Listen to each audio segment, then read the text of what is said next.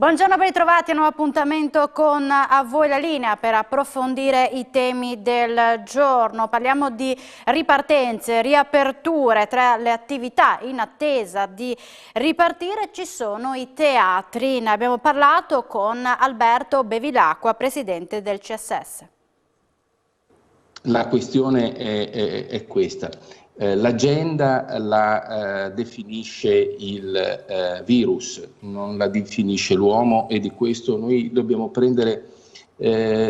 un atto di umiltà per capire, per comprendere questa situazione, perché è soltanto attraverso questo atto di umiltà che noi ottimisticamente possiamo affrontare il problema e farlo attraverso l'unica arma che noi abbiamo a disposizione, che è la nostra ragionevolezza. In tutto questo diciamo che dobbiamo aggrapparci all'unica vera opportunità che noi abbiamo, possibilità che noi abbiamo, e cioè quella di correre laddove e quando possibile alla vaccinazione, perché questa sarà l'unica strada effettiva per ritornare alla normalità che tutti noi vogliamo. Detto questo, siamo in una situazione di incertezza e questo dobbiamo, in qualche modo, di questo dobbiamo tenerne conto. Dobbiamo essere pronti per la riapertura. Noi siamo prontissimi, eravamo già pronti il 27 di marzo, lo saremmo anche i primi di maggio. Abbiamo già pronti i programmi che tengono presente naturalmente il rispetto, l'assoluto rispetto delle regole di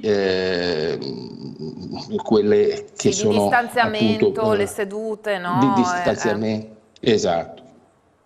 Un po' quelle che avevamo già sperimentato l'estate scorsa, con forse qualche accorgimento, causa varianti e quant'altro, però insomma il modello si potrebbe replicare, si potrà replicare, ecco. Senz'altro, e è un modello che tra l'altro ha dato degli ottimi risultati, perché come dire, tutto il comparto ha dimostrato intanto l'assoluto rispetto delle regole e inoltre anche dimostrato anche dal fatto che non ci sono stati dei casi, anzi non c'è stato neanche un caso unico, sì, è vero. Di contagio, e quindi evidentemente le nostre strutture sono preparate e pronte alla riapertura, che auspichiamo possa effettivamente riprendere nel mese di maggio. Volevo farle anche una domanda che riguarda un progetto che si chiama Io sono mecenate, che voi avete portato avanti, inaugurato insomma lo scorso lockdown, perché è stato scelto tra i migliori 4 dal ministro Franceschini. Quindi un commento a caldo su questa notizia che è arrivata insomma questa settimana. Beh, allora, grande soddisfazione soprattutto perché siamo riusciti a costruire un progetto che ha promosso, non soltanto è stato vincente in sé, ma soprattutto ha promosso questo strumento straordinario e nuovo che è l'Art Bonus.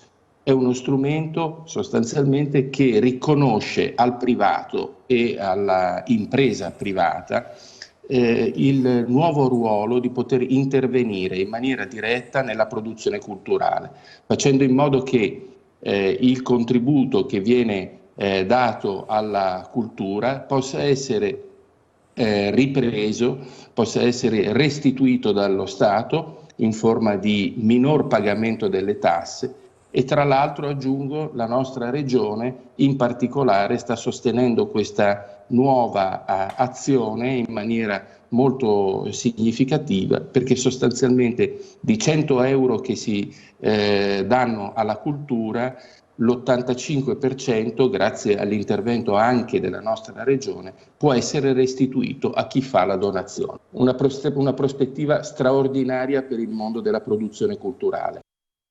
Ed ora parliamo di un'altra ripartenza, quella del contest televisivo The Best Sandwich, ideato e realizzato da Palagourmet Pordenone, in onda su Telefriuli ogni sabato alle 21:30. La sfida tra i 24 operatori del settore, titolari dipendenti di locali e ristoranti, per la creazione del miglior panino. Nell'anno della riscoperta del territorio, la quarta edizione si svilupperà partendo da ingredienti semplici ma ricchi di significati. Sono i prodotti dei nostri orti. La prima puntata sarà dedicata agli asparagi. Allora, tutte le novità dalla sede di Palagourmet di Pordenone. Siamo pronti per la quarta edizione The Best Sandwich, ad ognuno il suo panino. Ci troviamo nella sede di Palagourmet Pordenone assieme ad Emanuele. Un bel ritrovato, perché siamo pronti per questa quarta edizione che vuole essere all'insegna dei prodotti dell'orto. Ciao Alexis, sì, non solo, perché per me questa edizione è speciale, visto anche come siamo sostanzialmente, un'edizione molto particolare, all'insegna del ci ricrediamo e andiamo avanti, perché è la cosa più importante in questo periodo e in questi giorni soprattutto, visto quello che sta succedendo. Partiamo in sicurezza, anche il set lo vedete, è allestito con il plexiglass proprio per gestire le distanze sia dei giudici, naturalmente anche dei concorrenti, ma naturalmente la gara è sempre più avvincente con i prodotti del territorio, perché la valorizzazione del territorio è uno degli aspetti predominanti. Da sempre, per cui quest'anno cambiamo leggermente il tema, quindi avremo gli ortaggi come clou di tutte le puntate, quindi i concorrenti si misureranno appunto sulla scelta di vari ortaggi, dati ovviamente dalla giuria, di volta in volta, quindi sarà veramente molto bello, una gara credo molto interessante, alla valorizzazione piena del territorio, e ovviamente vincerà il migliore come sempre. Ed è un ottimo biglietto da visita per i concorrenti, per i loro locali, che si preparano anche attraverso il coaching per sapere anche come proporsi al pubblico, e questa è sempre una cosa che fa piacere, soprattutto ai concorrenti. Certamente uno, diciamo, dei messaggi che vogliamo dare è proprio far vedere il grande lavoro anche di ricerca che c'è dietro le quinte, no? Cerchiamo di proporlo, di farlo vedere veramente, proprio per valorizzare queste persone che solitamente si danno un gran da fare, fanno un sacco di sacrifici, ma nessuno mai vede. Questa è l'occasione giusta per fargli vedere e per far capire a tutti che cosa ci sta dietro anche magari un semplice panino. Avete visto il nuovo set, l'abbiamo presentato con Emanuele, ma la novità, un'altra novità di quest'anno è la presidente di giuria, che è Annalisa Sandri. Eccola qua, Annalisa. Buonasera, bentrovati, buonasera a tutti. Pronta per questa nuova avventura che ti vede con un ruolo importante, però tu sei pronta anche perché sai benissimo che cosa significa lavorare con i prodotti dell'orto. Allora, intanto sono molto lusingata di questo ruolo che rivesto quest'anno, e comunque ringrazio Sergio Lucchetta per tutto quello che mi ha insegnato, e spero di riuscire a portare avanti al meglio i suoi insegnamenti e la sua lunga presidenza nel tempo. L'orto mi è caro, come ben sapete, io amo e prediligo i prodotti a chilometro zero, seguo la stagionalità in cucina, e quindi cucinare dei panini utilizzando i prodotti dell'orto mi sembra proprio un'ottima idea. Che cosa pretenderai dai concorrenti? Sappiamo che li hai preparati bene attraverso il coaching, però poi all'opera che cosa vuoi vedere?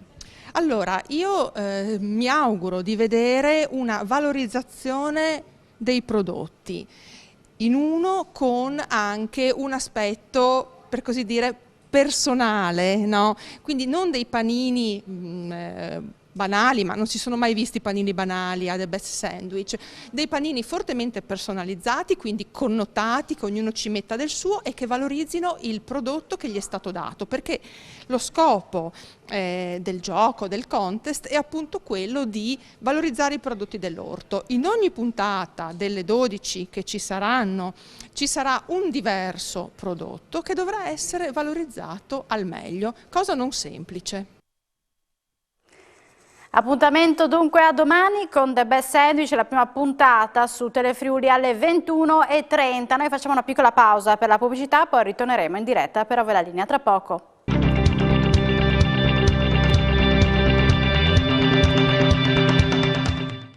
Bentornati ad A Voi la Linea, luogo di incontro di artisti, letterati e cantori del Friuli.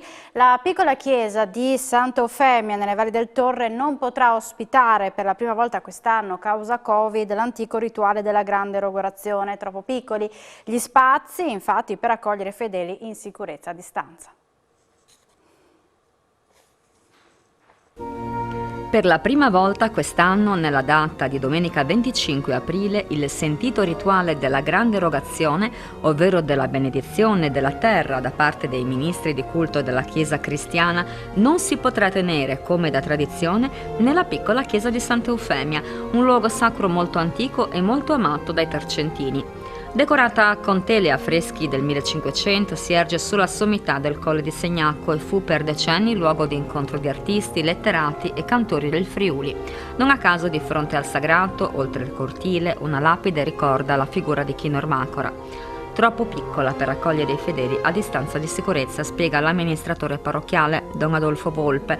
Non potrà ospitare il rituale cristiano della grande erogazione che si terrà invece nella chiesa di San Michele, nel centro di Segnacco. Quello di Santa Eufemia resta un luogo sacro molto amato, con il vicino parco, l'adiacente cimitero, un luogo speciale di norma utilizzato per i matrimoni. Alcuni affreschi andrebbero forse in parte restaurati, ma l'urgenza adesso è quella di mettere in sicurezza una porzione del muro in sasso che delimita lo spazio verde. 2 cipressi infatti stanno danneggiando il manufatto con la loro crescita. Ce ne stiamo occupando insieme alla soprintendenza e l'architetto Rossella di Brazzà. Ed ora andiamo a Mortegliano, grazie a 2 grandi cantieri, presto uscirà dal buio della rete internet. Pronta per uscire dalla zona d'ombra Mortegliano, che entro 11 mesi godrà della tecnologia apportata dalla fibra ottica. A beneficiarne saranno l'80% delle famiglie e delle aziende, grazie a 2 differenti mega interventi. Il primo in FTTC e di TIM ed è in fase di conclusione, spiega l'assessore alle attività produttive Marco Guanetto. Interessa l'intero territorio comunale. La fibra parte dagli armadi stradali e arriva in case e capannoni con il vecchio doppino telefonico in rame. Il secondo, che è quello che ci farà fare il vero grande passo in avanti nel superamento del divario digitale, è un cantiere che si è aggiudicato Open Fiber dopo aver partecipato a una gara d'appalto per opere da realizzare nelle cosiddette aree a fallimento commerciale. In FTTH si concluderà entro un anno e gli utenti di Mortegliano a quel punto avranno a disposizione una potenza di 100 mega. Rimane da coprire la località di Chiasiellis, ma per il resto del comune 2 cantieri permetteranno finalmente ai giovani di studiare a distanza in caso di necessità, agli adulti di operare agevolmente in smart working e alle aziende di crescere.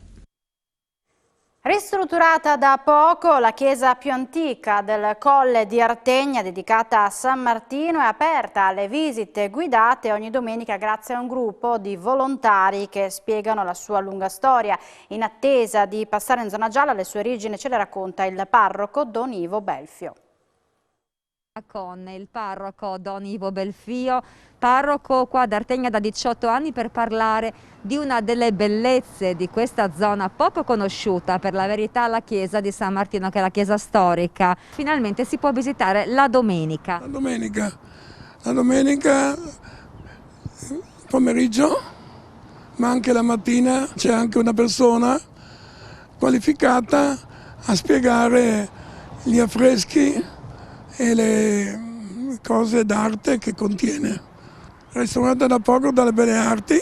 Questa chiesa, che è veramente particolare, e vicino sorge anche il castello. Ed è una vista panoramica splendida. La scala che abbiamo qui alla nostra sinistra è uno dei punti di accesso, si arriva anche a quella che è la chiesa, che poi è diventata la Pieve. Si raggiunge la chiesa di San Martino, più in basso il castello. Si può accedere anche da un altro punto del paese, una passeggiata panoramica.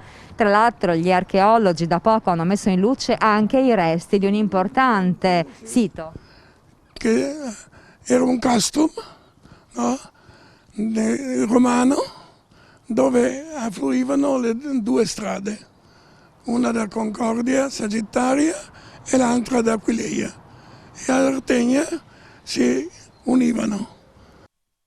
Ed ora gli aggiornamenti di cronaca. Abbiamo in collegamento telefonico la nostra Paola Trepo per la notizia d'apertura sulla valanga. A te la linea. Sì, Alexis, purtroppo 2 le persone che sono decedute a seguito del distacco di una valanga sullo Iof Quart. Siamo nella zona del Tarvisiano, una terza persona è ancora in parete e salva, sarà recuperata in un secondo momento dalle squadre dei soccorritori che sono accorse in numero molto elevato, l'elicottero della protezione civile del Friuli Venezia Giulia, l'elicottero sanitario decollato da Campoformido e più anche l'elicottero delle Suomin proveniente da Belluno che sta in questo momento rientrando. Purtroppo le persone sono rimaste seppellite, sono decedute a seguito del distacco della valanga, saranno recuperate attraverso un verricello, la zona impervia, siamo a quota 2000 metri, sul posto operano anche le squadre neve dei vigili del fuoco, il soccorso alpino della Guardia di Finanza, il soccorso alpino delle CNSAS di Cave, delle Predi. Gli aggiornamenti, Alexis, nei prossimi nostri telegiornali. Grazie alla nostra Paola Treppo. Ed ora parliamo del gruppo Pittini che sta investendo in 2 progetti dedicati a neodiplomati e neolaureati ingegneri. Ne abbiamo parlato con Michela Di Giusto, responsabile della gestione dello sviluppo delle risorse umane e presidente dell'officina Pittini per la formazione. Pittini investe sui futuri talenti. Un percorso di formazione strutturato sul campo e poi la sicurezza di un posto di lavoro a tempo indeterminato. Sono 2 i progetti predisposti dal gruppo, rivolti a neodiplomati e neolaureati ingegneri. Diciamo che per noi la formazione è sempre un asset molto importante. Nello specifico abbiamo 2 progetti, uno rivolto ai neodiplomati e uno ai neolaureati. In un mondo in rapida evoluzione è veramente necessario innovare un po' in tutto, quindi anche in ambito formativo, nei processi formativi. Steel Training e Steel Engineer nascono proprio con una spinta verso questa direzione, perché rappresentano per noi un'emozionante sfida. Siamo convinti che questi percorsi possano offrire a neodiplomati e a neolaureati delle opportunità di crescita e di sviluppo in azienda e anche degli strumenti per iniziare la loro carriera all'interno di un grande gruppo multinazionale come Pittini. I giovani nello specifico di Steel Training sono 8 neodiplomati che si diplomeranno di fatto a luglio, quindi noi li stiamo cercando adesso, abbiamo fatto le presentazioni di questi progetti nei vari istituti in tutta Italia, perché la ricerca è aperta a tutto l'ambito nazionale, e gli presentiamo questo progetto che prevede un'assunzione a tempo indeterminato a partire dal mese di settembre, quindi una volta che si saranno diplomati, e un percorso di alternanza formazione in aula a formazione on the job, quindi effettivamente in stabilimento. Alla fine del percorso otterranno anche una certificazione, che è una certificazione riconosciuta, che viene rilasciata dal BEARSI, l'Istituto Salesiano BEARSI di Udine, col quale collaboriamo per questo importante progetto, che attesterà le competenze acquisite durante quest'anno di formazione. I neolaureati hanno iniziato il loro percorso in azienda lunedì 12 aprile. Abbiamo avuto ottimi risultati in termini di candidature, perché per 6 posizioni si sono candidati 411 ingegneri da tutta Italia, quindi è stata una selezione difficile e sfidante, però siamo molto contenti. Anche loro alterneranno periodi in aula con acquisizione di competenze tecniche e soft, quindi anche competenze trasversali, a lavoro in tutti gli stabilimenti del gruppo, in tutte le aree, quindi dall'acciaieria al laminatoio alla nuova metallurgica, anche le nostre consociate SIAT e Pittarc, oltre che vedere programmazione della produzione e anche l'ambito qualità. La scelta per noi è fondamentale perché investiamo moltissimo in questi progetti e quindi la selezione, anche la parte di selezione è determinante.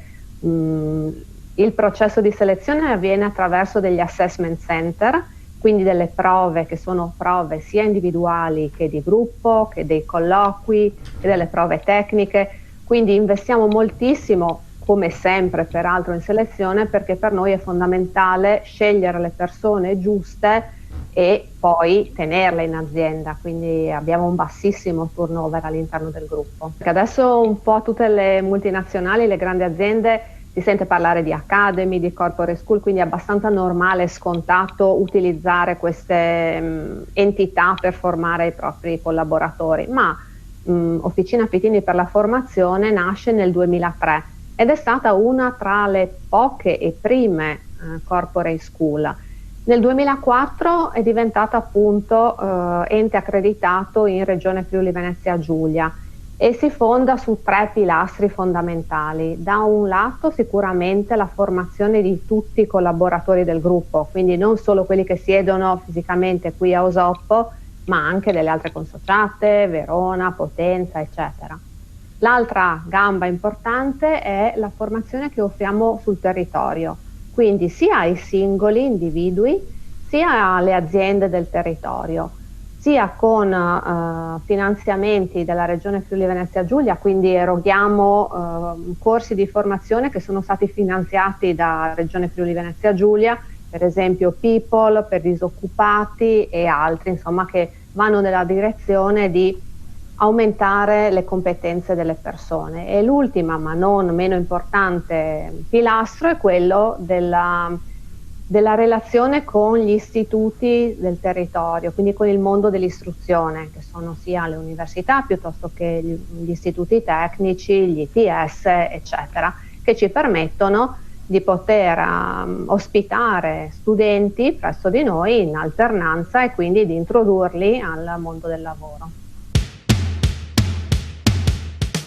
Sì, rispetto alla scuola è tutto un altro mondo, assolutamente sì, perché comunque nella scuola si rimane molto sul vago, molto sul generico, non c'è una direzione vera e propria nella quale ti portano, ma rimangono molto sulla meccanica generale. Come lezioni in aula abbiamo fatto dei corsi di aerodinamica, di inglese, di meccanica in generale, o anche una parte di soft skill per migliorarsi in queste capacità. Mi piace apprendere in aula e quindi studiare la parte teorica, però voglio avere dei riscontri sulla realtà e quindi andare proprio in stabilimento a vedere come ci si comporta, cosa bisogna fare e cosa non fare. Questa esperienza mi ha portato a imparare molte cose di cui non avevo proprio conoscenza. Sì, questo percorso ha rispettato le mie aspettative e mi sento di dire che è andata al di sopra, poiché abbiamo conseguito dei corsi, dei patentini e delle attestazioni che sono molto importanti per un percorso personale di un giovane della nostra età. Perché si vede che l'azienda, insomma, punta tanto su di noi e sul nostro futuro. In chiusura l'informazione ritornerà in diretta alle 16:30, grazie per l'attenzione e buona giornata.